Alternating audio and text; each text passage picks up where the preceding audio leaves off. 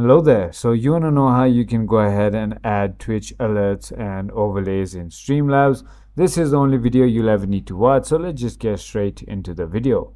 First things first, go ahead and download and install your Streamlabs, and now go ahead and log in through your Twitch. Okay. Make sure that you're logged in with Twitch. Here I'm logged in with my YouTube. However, when you're logged in with Twitch, that is exactly when you can go ahead and add your alert boxes.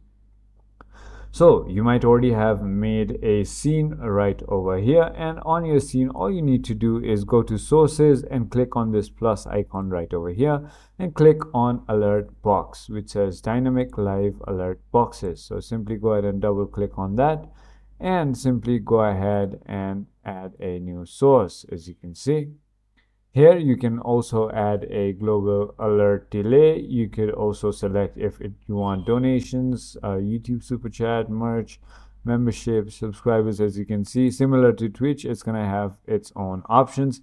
So it is as simple as that. So I hope this video was helpful to you. If it was, definitely hit that like button, hit that subscribe button, and I'll see you on the next one.